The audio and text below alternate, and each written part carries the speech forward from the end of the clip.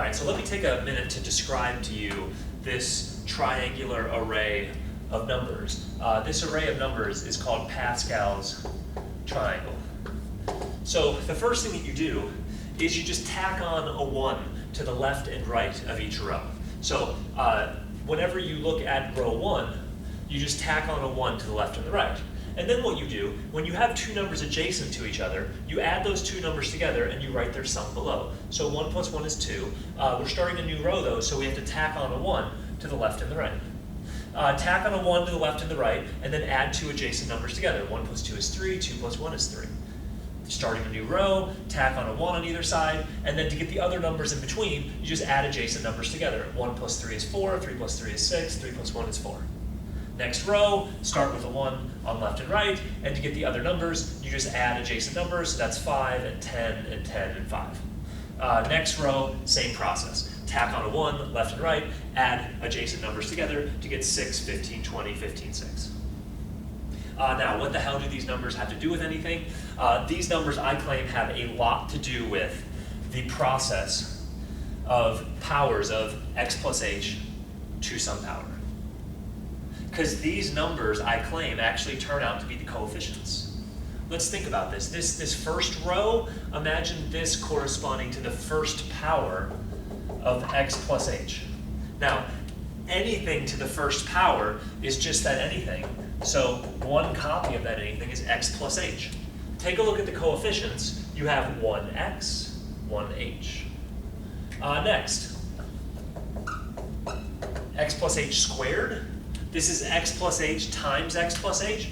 This was the computation that was needed to compute the derivative of f of x equals x squared up here. You have to FOIL, but when you FOIL, you may recall, this turns out to be x squared plus 2xh plus h squared. Note the coefficients here, 1, 2, 1, precisely the numbers that are in that row. What about x plus h to the third? Okay, well, x plus h to the third would involve taking x plus h squared times another x plus h.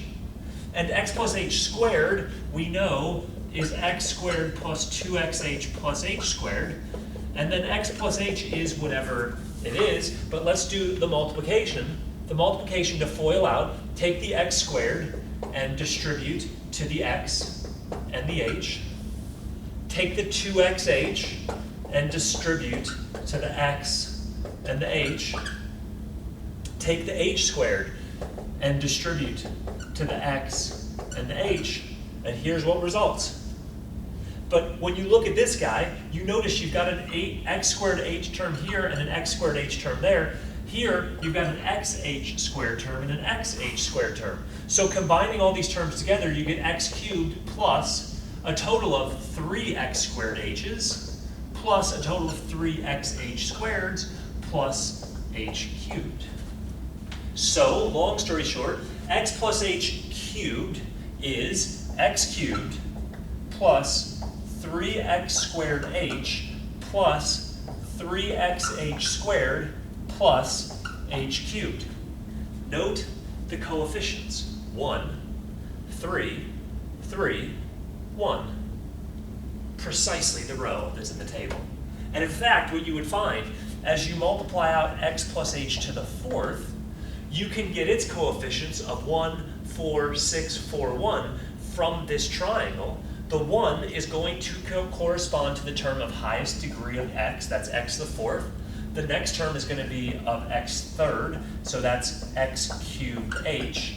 The next term is going to be of the next lesser degree, that's degree 2 in x, so that's x squared h squared. The next term is going to be of one lower degree in x, that's x to the first power, coefficient of 4 in front, 4xh cubed. And the last term is the term with no powers of x, that's just the h to the fourth.